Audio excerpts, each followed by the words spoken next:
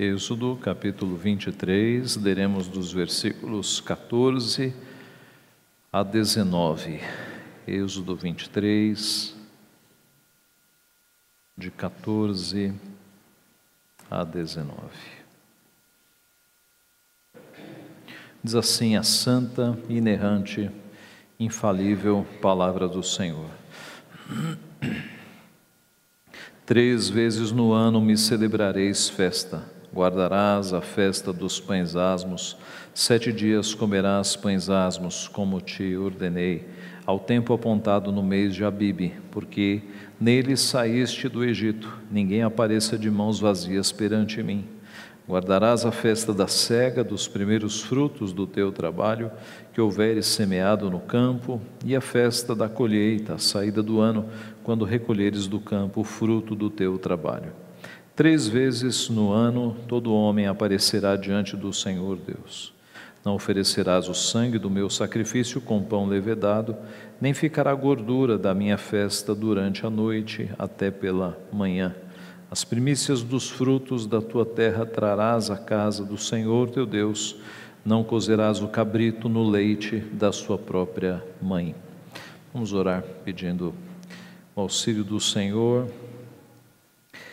Pai Santo, nós mais uma vez estamos diante da Tua santíssima palavra, que tem ensinamentos tão profundos, ó Pai, que é o registro fidedigno que o Senhor providenciou para o Teu povo no decorrer das eras, no decorrer das gerações. Nós Te louvamos porque o Senhor inspirou homens para escrever esta palavra e o Teu Santo Espírito e a Tua providência fizeram com que ela chegasse até nós incorruptível, ó Pai, sem alterações. Nós Te louvamos porque ela nos edifica, ela nos fortalece. E diante, ó Pai, da grandeza da Tua revelação, nós, pequeninos que somos, pedimos agora o Teu auxílio, a iluminação do Teu Santo Espírito, para que possamos entender este texto e possamos colocar em prática na nossa vida as lições que advêm dele. Ajuda-nos, portanto, Pai, neste entendimento. Ó Pai, não olhe para o ministro exterior, que é limitado, que é pecador, mas age por meio do ministro interior, o Teu Santo Espírito, falando a cada coração, alimentando o Teu povo, ó Pai, levando transformação, levando conversão àqueles que estão no Teu plano.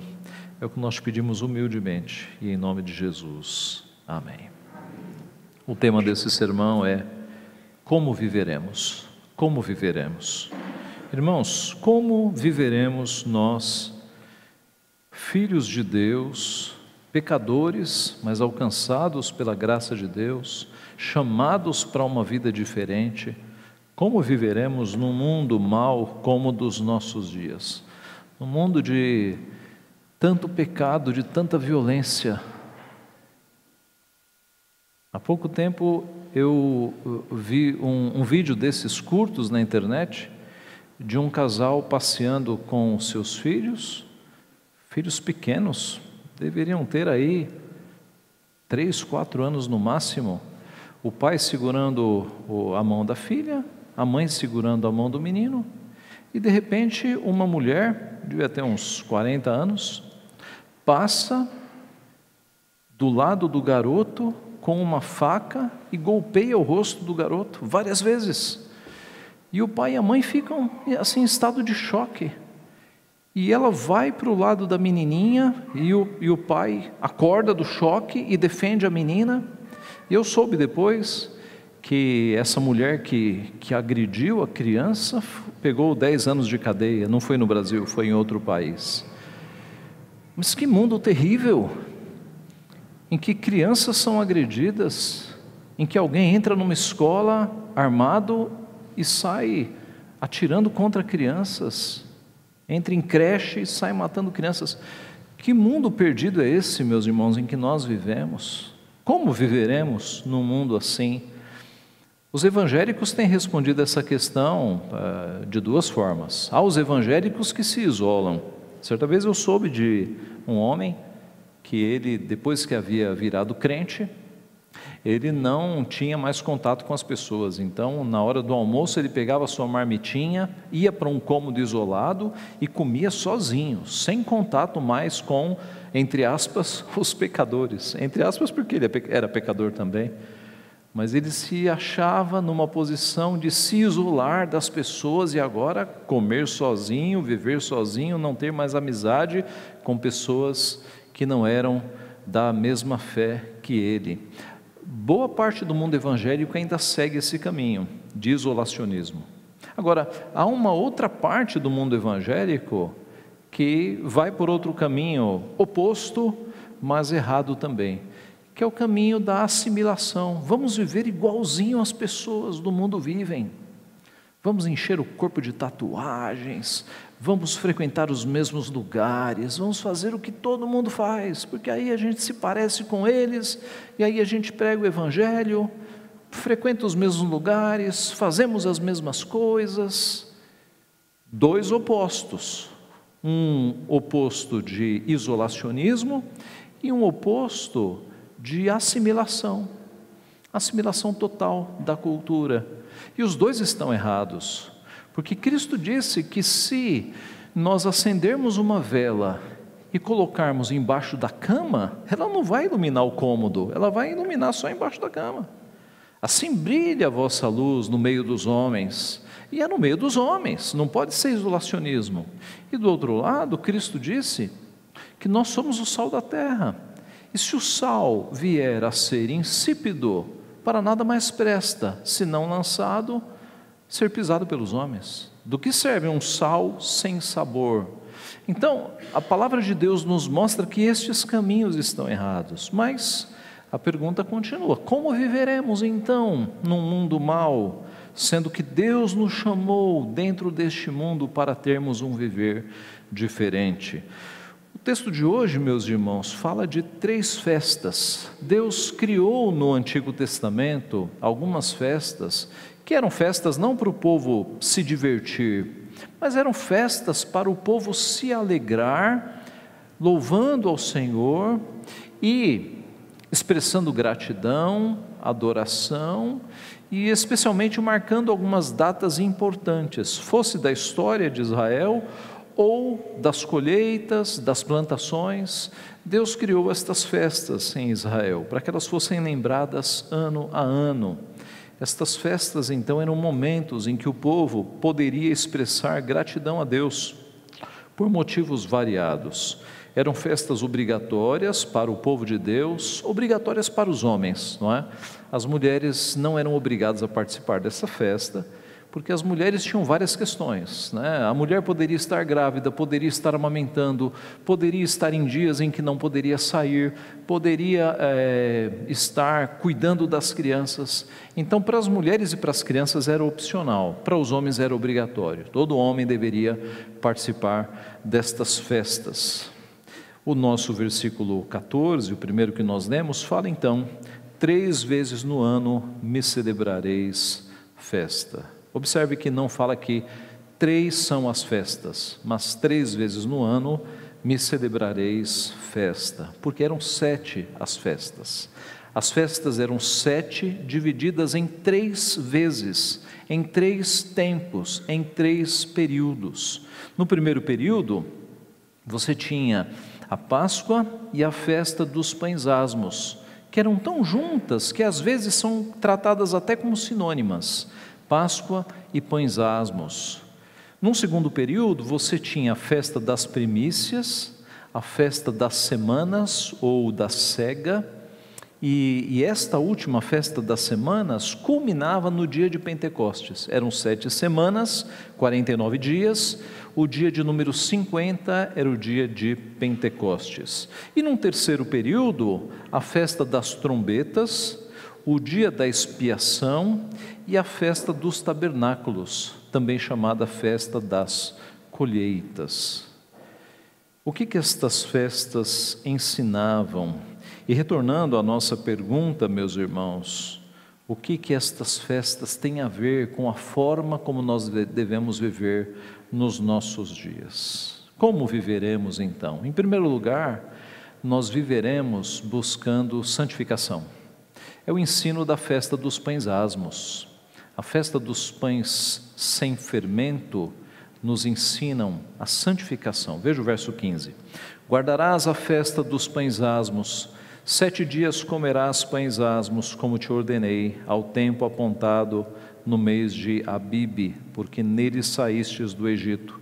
Ninguém apareça de mãos vazias perante mim. Esse mês de Abibe é o equivalente ao nosso 15 de março a 15 de abril.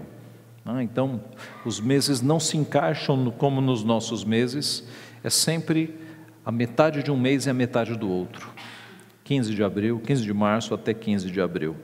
A festa dos pães asmos começava no dia seguinte à Páscoa. Levítico capítulo 23 nos dá mais informações. Diz assim: no primeiro mês, aos 14 do mês, no crepúsculo da tarde, é a Páscoa do Senhor. Isso é no dia 14.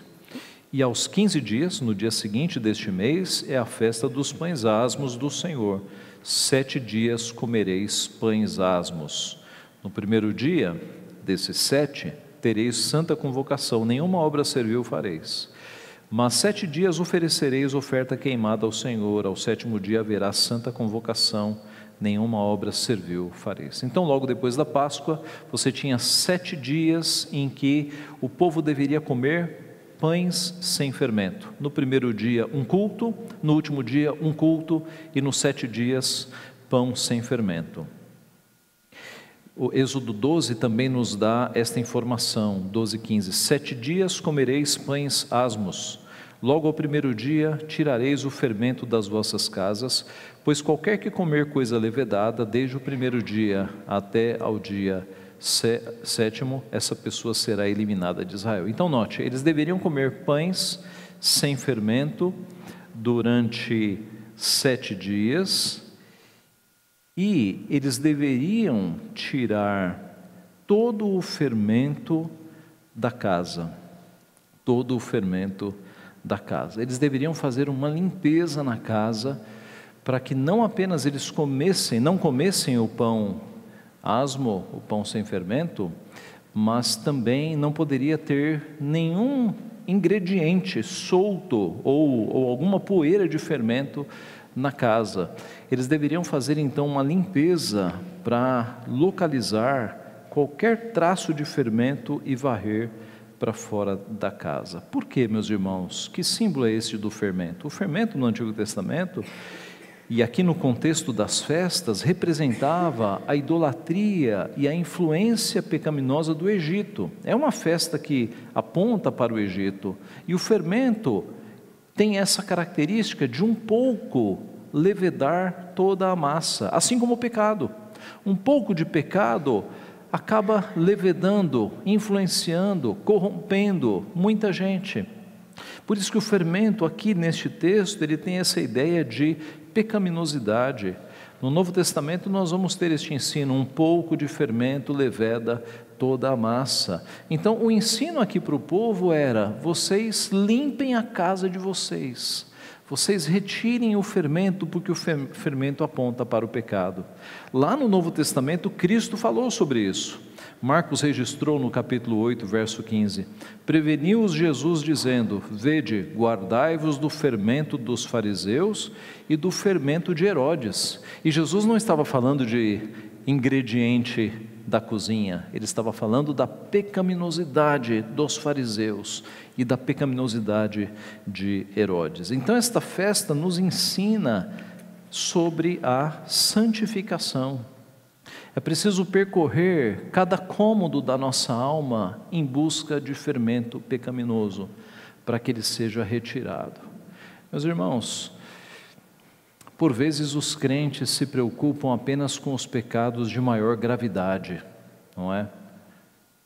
Com os pecados graves, mas nós devemos ter uma sensibilidade para varrer os cômodos da nossa alma, buscando até os pecados que não nos parecem tão sérios, pensamentos, palavras maldosas que nós temos na mente, que daqui a pouco vão sair pela boca, maledicências, palavras com pouca caridade, com pouca bondade sobre os próximos, uma certa alegria em ver o outro não se dar bem, em ver o outro cair. Essas coisas que passam pela nossa mente, que nós achamos que não são pecado, porque ainda não saíram, não viraram palavras, não viraram atos, são pecados. E nós deveríamos de fato fazer uma limpeza na nossa alma, para tirarmos todo este fermento, todo este levedo, que vai enchendo a nossa cabeça, enchendo o nosso coração, de forma que, assim como Cristo falou, a boca fala do que está cheio o coração. Se você não se importar com o que está no seu coração, daqui a pouco vai sair pela boca, vai transbordar. Então é necessário termos essa sensibilidade de varrer os cômodos da nossa alma, buscando os pecados que nos parecem menores, mas corrigindo, colocando travas na língua, para que na hora em que você for falar algo, você pensar, isso aqui é pecado, eu vou calar minha boca, vou ficar quieto, não vou adiante, não vou pecar. Quando vierem pensamentos errados, você mudar o pensamento, porque nós não somos o nosso pensamento, irmãos, nós temos controle sobre os nossos pensamentos. A Bíblia identifica o controle da nossa existência não no pensamento, mas no nosso coração.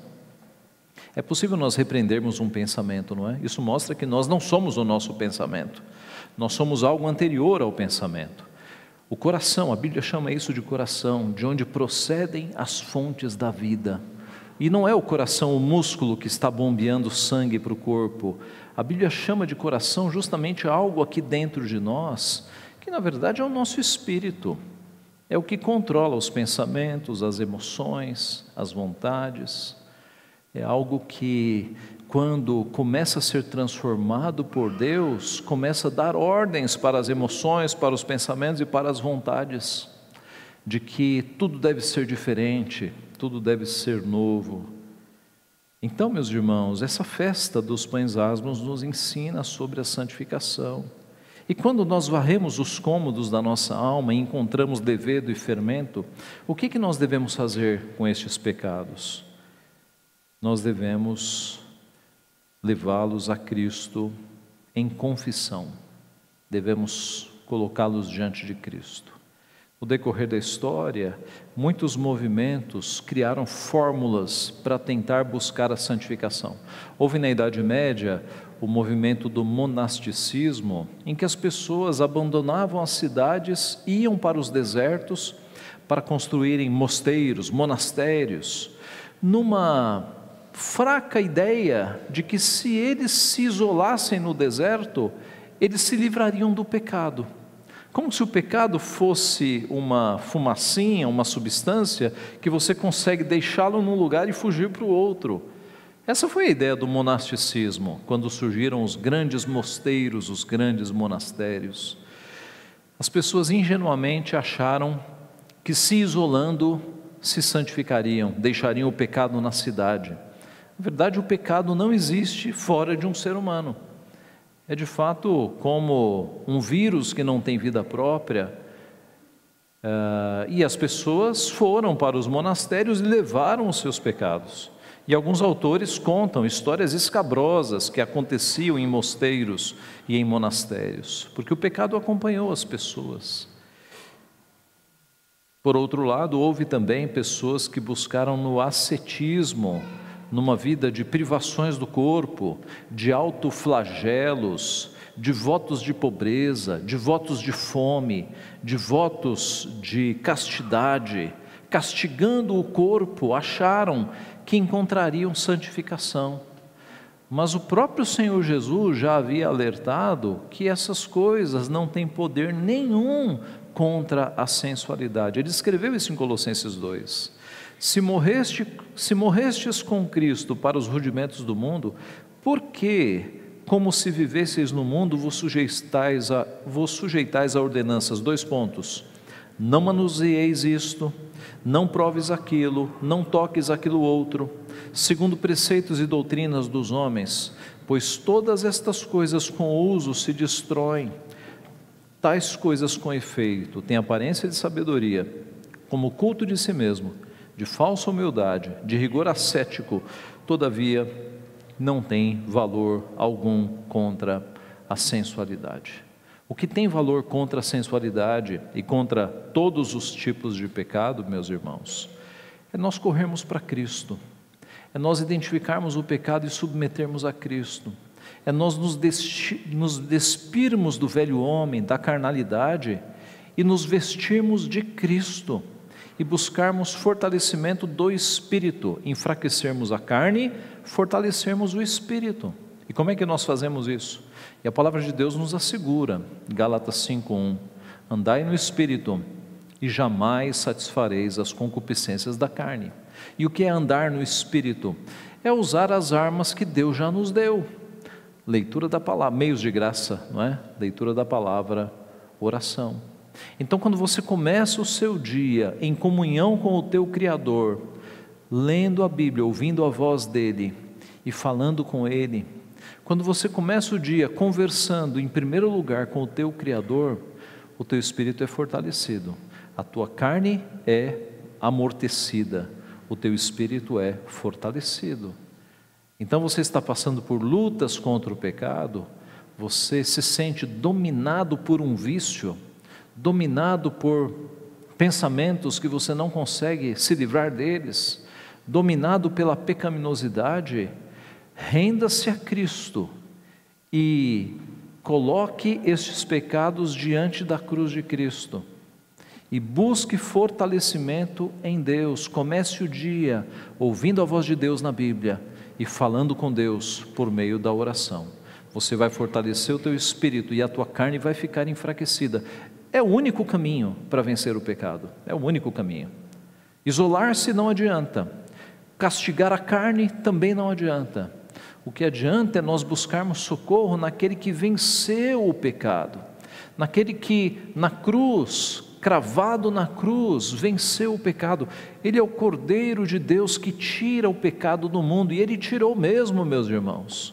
Ele sabe o que é vencer o pecado, e Ele nos mostra isso. Em primeiro lugar, então, como viveremos?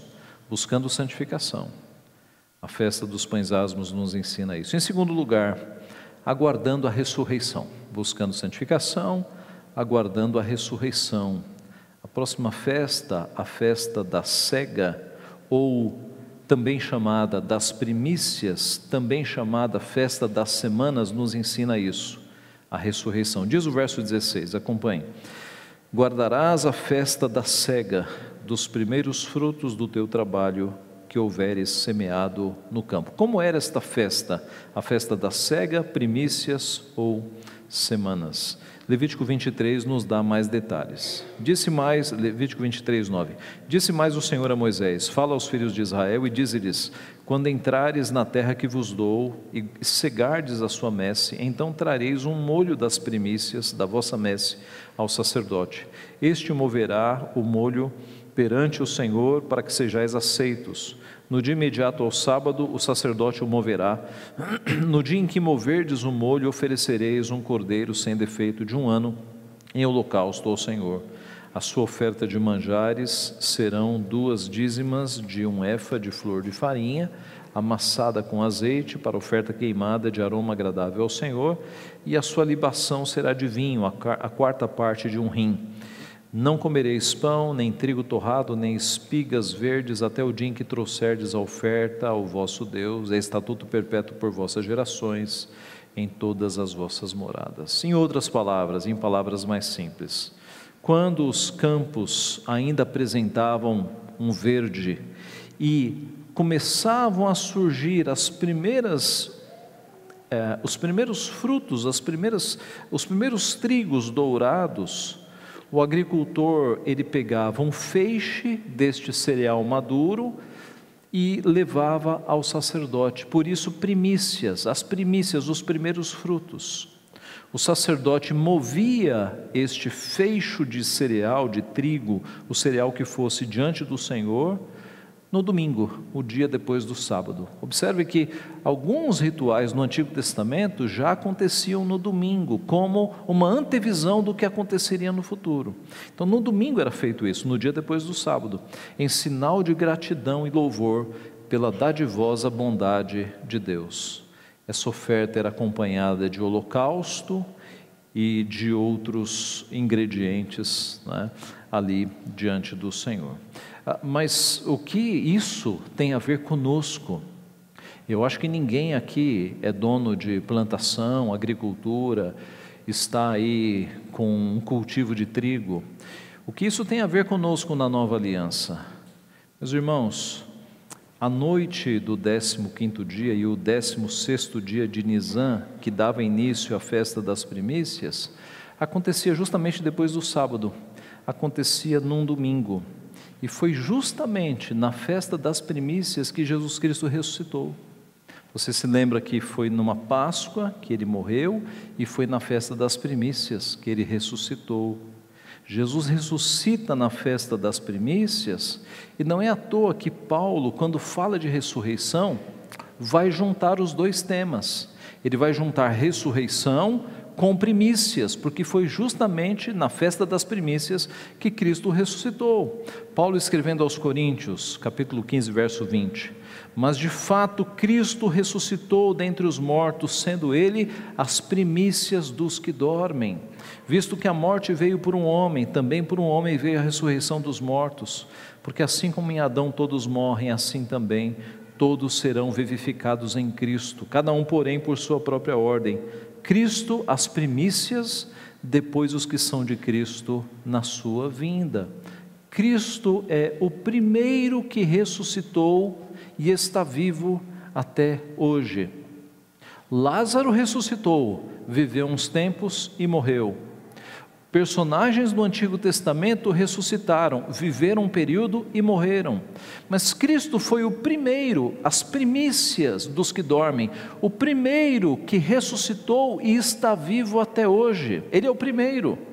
E se Ele é o primeiro, quem serão os outros? Seremos nós. Por isso que Ele é um modelo da nossa ressurreição. Ele ressurgiu e vive até hoje. Nós, no devido tempo, passaremos por isso. Quando Cristo voltar, nós seremos ressuscitados também.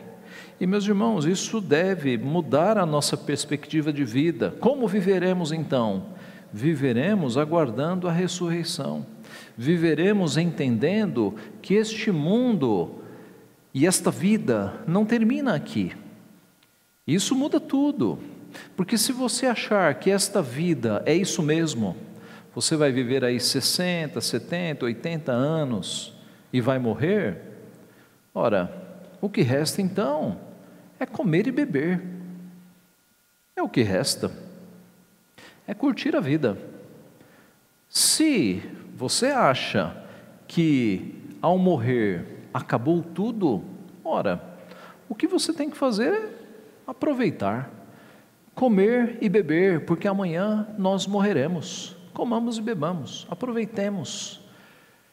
Mas foi Cristo quem disse, por meio do apóstolo Paulo, que se nós achamos que a nossa vida se resume a isso, nós somos os mais infelizes de todos os homens. Se nós achamos que a nossa vida se resume a comer e a beber e a viver desta forma, nós somos os mais infelizes de todos os homens. Porque, meus irmãos, qual é o sentido de nós vivermos uma vida apenas para enchermos a barriga, bebermos, termos alguns divertimentos e morrermos e acabou tudo? Qual é o sentido para isso? Nosso Senhor Jesus nos mostrou, pela doutrina da ressurreição, que a nossa morte é, na verdade, o começo de uma nova vida, de que, de fato, há vida depois da morte, não temos dúvida quanto a isso. E quando nós percebemos e passamos a pensar mais nestas coisas, de que os atos desta vida ecoam para o futuro, de que o que nós fazemos nesta vida terá consequências no futuro, de que o ditado aqui se faz, aqui se paga, não é completamente verdadeiro, porque se há vida depois da morte, muito será pago depois da morte.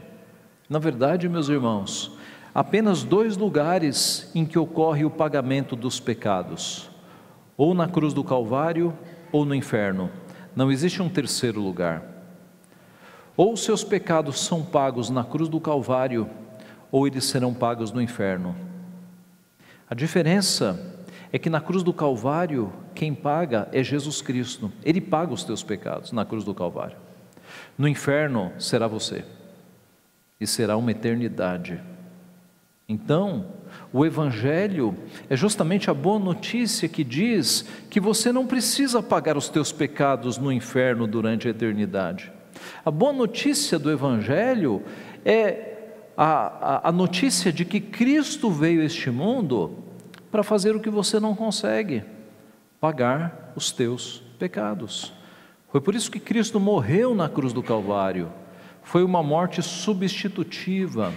Ele morreu no nosso lugar, porque Ele não merecia a morte, Ele era santo, Ele não fez nada para morrer, mas Ele morreu no nosso lugar.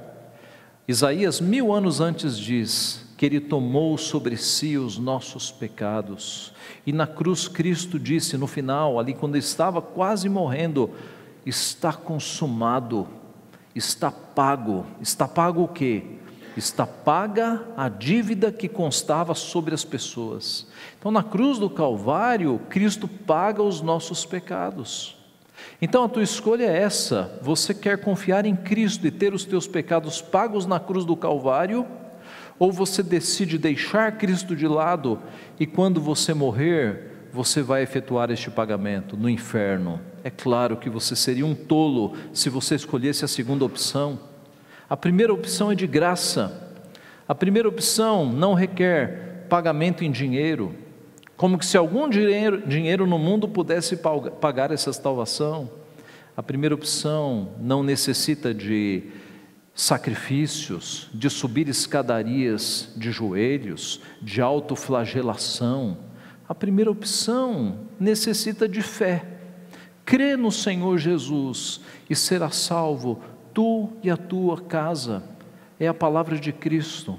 Deus exige apenas fé. Ele não exige dinheiro, Ele não exige sacrifício nosso, Ele não exige nada de nós, porque nada em nós poderia pagar isso. Todas as nossas justiças são como trapos de imundícia, diz o profeta. O que Ele exige é a fé. É uma salvação graciosa, meus irmãos, graciosa. Então muda tudo. Como viveremos? Aguardando a ressurreição, confiando em Cristo como Salvador e aguardando a ressurreição. É uma perspectiva bem diferente de não creio em nada e desfruto da vida. A perspectiva do Filho de Deus é: eu creio em Cristo e eu aguardo a ressurreição. Eu aguardo a ressurreição, porque a ressurreição será o início de uma nova vida. Os nossos corpos serão transformados, nós não teremos mais doença. O Apocalipse fala sobre isso. Não haverá mais lágrima, não haverá mais sofrimento, não haverá mais tristeza. Nós seremos transformados para viver em alegria com Cristo e com todos os salvos para sempre. Essa é a salvação, meus irmãos. Essa é a salvação que nos aguarda. Não é à toa que toda obra literária, as grandes obras literárias, têm essa estrutura.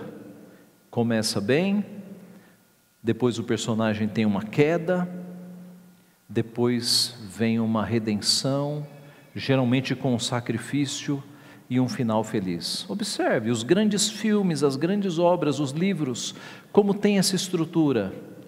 Começa bem, morre alguém, o primeiro sangue, alguma tragédia, algum grande problema, aí depois vem um herói, uma redenção, um sacrifício e final feliz. E todos nós queremos. Por que será o final feliz? Porque, meus irmãos, é a história da humanidade, é criação, queda e redenção.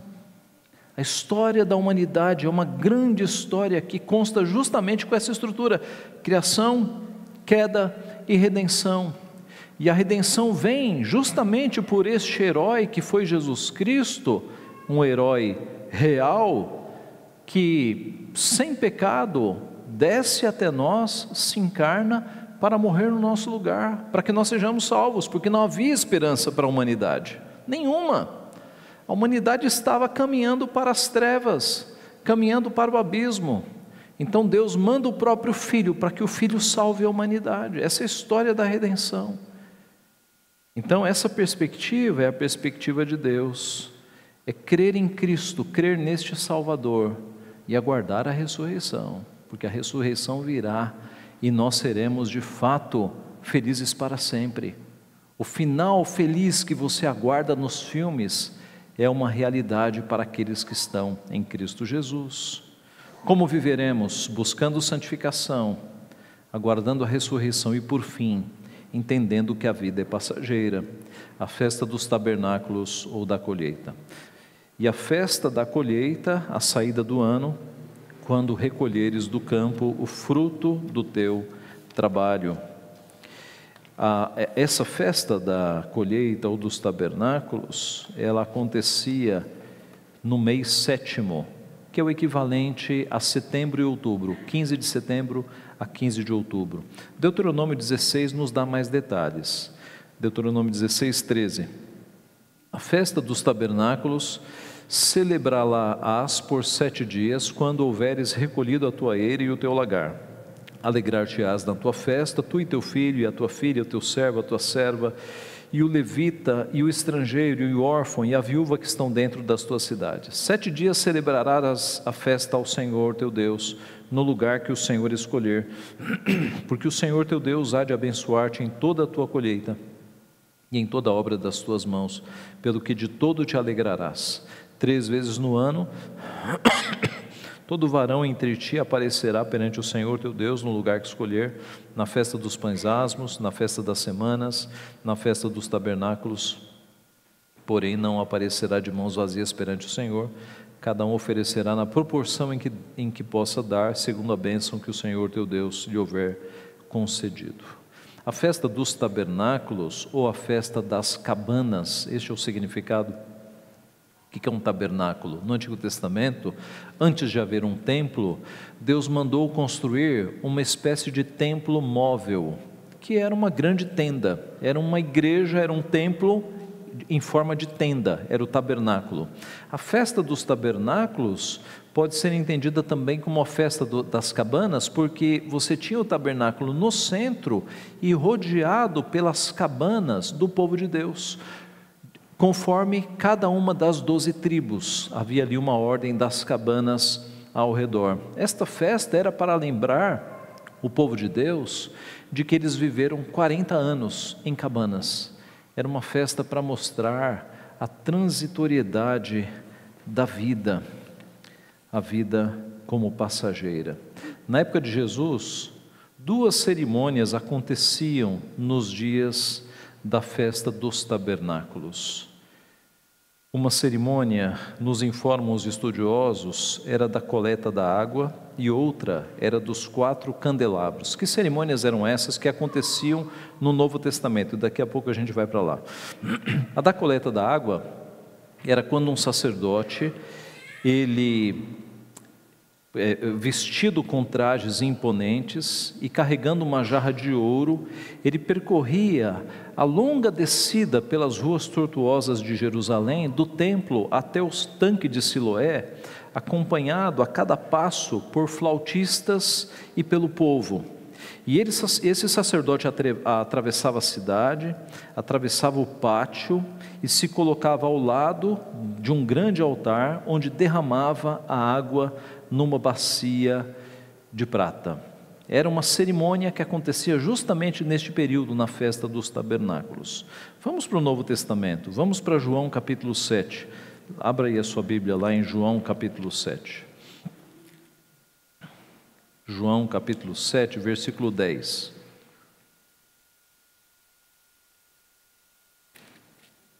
João capítulo 7, versículo 10. E aí na tua Bíblia já deve aparecer o título, Jesus na festa dos tabernáculos. Veja o verso 10. Mas depois que seus irmãos subiram para a festa, então subiu ele também, não publicamente, mas em oculto. Pule para o verso 14. Corria já em meio à festa, e Jesus subiu ao templo e ensinava. E agora, vire a página e vamos para o versículo 37. Versículo 37. Jesus ainda está na festa. Veja o verso 37. No último dia, o grande dia da festa, levantou-se Jesus e exclamou: se alguém tem sede, venha a mim e beba. Quem crê em mim, como diz a Escritura, do seu interior fluirão rios de água viva. Os irmãos perceberam que foi numa festa em que um sacerdote percorria a cidade com uma água e derramava essa água num ritual meio vazio. E aí Cristo dá o significado real de que se alguém quer água, creia nele e do seu interior fluirão rios de água viva. Ele já havia dito para a mulher samaritana que fora buscar água num poço: quem crê em mim nunca mais precisará dessa água, porque eu sou a água água da vida. E aqui ele diz: se alguém tem sede, venha a mim e beba. Quem crer em mim, como diz a Escritura, do seu interior fluirão rios de água viva. Cristo é aquele que acaba com a nossa sede. Nós temos pessoas neste mundo que ficam andando de religião em religião. Talvez você conheça pessoas assim, que já percorreram algumas religiões, algumas igrejas. Talvez até você seja essa pessoa que já passou por várias religiões, buscando preencher algo no seu interior. E Cristo disse que se alguém tem sede, esta sede por algo, se alguém tem sede, venha a mim e beba. Quem crê em mim, como diz a Escritura, do seu interior fluirão rios de água viva. A pessoa sai do estágio da sede para o estágio de fluir rios de água viva da pessoa. É a conversão. É quando nós cremos em Cristo e Cristo vem morar em nós e nos enche daquilo que antes nos faltava. Agora nós somos de fato cheios. Mas havia uma segunda festa aqui dentro dos dias da festa dos tabernáculos, que era a festa dos 4 candelabros. No início do dia, 4 candelabros imensos, cada um com 25 metros de altura, eram colocados no pátio das mulheres, que era um pátio exterior lá na construção do templo. No alto de cada um ficava um óleo que servia de combustível para chamas, e junto dos candelabros, escadas eram colocadas para que os jovens das famílias sacerdotais eles fossem abastecendo os cântaros, abastecendo com combustível os candelabros. E estes candelabros eram tão altos e eles iluminavam tão forte que do templo você gerava iluminação para Jerusalém inteira. A luz era extremamente brilhante. Um documento judeu diz que não havia terraço em Jerusalém que não fosse iluminado por sua luz. Voltemos para João, veja aqui, ainda no contexto da festa, o versículo 12. João 8,12. De novo lhes falava Jesus, dizendo: eu sou a luz do mundo, quem me segue não andará nas trevas, pelo contrário, terá a luz da vida. É possível nós imaginarmos, na noite, sendo iluminada por aqueles candelabros, aquelas chamas, e Jesus dizendo: eu sou a luz do mundo. Esses candelabros amanhã vão ser retirados. Eu sou a luz do mundo. Quem me segue não andará nas trevas, pelo contrário, terá a luz da vida.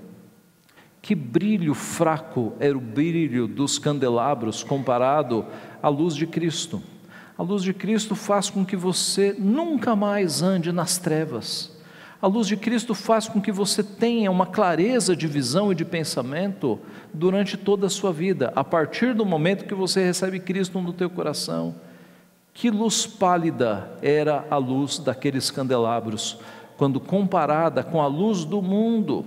Em Apocalipse é dito que na Nova Jerusalém não precisará nem de sol nem de lua, porque a luz de Deus, a luz do Cordeiro, será o candelabro da cidade. A luz de Cristo iluminará toda a cidade. Que luz pálida é essa luz que nós vamos arrumando aqui e ali para iluminar a nossa vida. Meus irmãos, a luz que ilumina de fato, que tira as pessoas das trevas, é Cristo. Ele é a luz do mundo. É o ensino que nós temos aqui neste texto, que mostra que a vida é passageira e que o sentido da nossa vida está naquele que oferece a água da vida e aquele que oferece a luz que não apaga, a luz do mundo. O nosso texto termina retornando ao começo, no verso 17: 3 vezes no ano todo homem aparecerá diante do Senhor Deus. Não oferecerás o sangue do meu sacrifício com pão levedado, não era para misturar, nem ficará a gordura da minha festa durante a noite até pela manhã, era para que toda a gordura, toda a carne fosse oferecida como holocausto. As primícias dos frutos da tua terra trarás à casa do Senhor teu Deus, não cozerás o cabrito no leite da sua própria mãe. Termina com um texto enigmático aqui. Não cozerás o cabrito no leite de sua própria mãe. Esta instrução aparece 2 vezes no Antigo Testamento, sem explicações. E aqui, meus irmãos, são 2 possibilidades. A primeira é que, de fato, os cananitas tinham um ritual que fazia isso. Eles matavam a mãe e o cabrito, e no mesmo dia, e coziam, faziam ali a comida misturando os dois, e o próprio leite da mãe para cozer o cabrito. Então, uma forte possibilidade é Deus dizendo: não façam isso como fazem os cananeus, não copiem essas coisas dos cananeus, não copiem. Uma outra possibilidade seria uma razão humanitária, pensando em que aquilo que é o alimento que faz um cabrito crescer, que gera vida, não pode ser usado para a morte, cozinhar o cabrito no leite da sua mãe. A inclinação maior dos estudiosos é pela primeira opção, de que esse era um ritual feito pelos cananeus, e a lição aqui seria: não imitem essas práticas dos cananeus, não fiquem imitando o que eles fazem, sigam apenas a palavra de Deus. O fato é que essa instrução, meus irmãos, ela continua firme no judaísmo, e é o que faz com que judeus ortodoxos nunca misturem carne com queijo. Você nunca vai encontrar um judeu ortodoxo comendo um cheeseburger, porque o cheeseburger tem carne e tem queijo. Você nunca vai encontrar um judeu ortodoxo no café da manhã comendo um pouco de carne com iogurte. Nunca, eles nunca misturam. Tá? Faz parte ainda dos rituais deles. Eles estão certos? É claro que não, porque o texto fala do preparo. Não cozerás o cabrito no leite da sua própria mãe. Se a gente for interpretar literalmente isso aqui, era no preparo, era no cozir. Então, o judaísmo tem muitas coisas que são tiradas do Antigo Testamento e acrescentadas, deturpadas e trazidas de uma forma deturpada até os nossos dias. Nós não temos esses tipos de leis alimentares nos nossos dias, porque no Novo Testamento, Jesus mostrou várias vezes que essas leis caíram, especialmente na visão do lençol que Pedro recebeu, em que num lençol de uma visão desciam a carne de vários animais que judeus não comeriam. E Pedro fala: como eu posso comer esta carne? É carne impura. E aí Deus responde: não consideres impuro aquilo que Deus criou, pode comer. Então nós não temos mais essas restrições alimentares. Mas o ponto aqui, meus irmãos, é não copiar os costumes dos povos. Como viveremos então, entendendo que esta vida é passageira?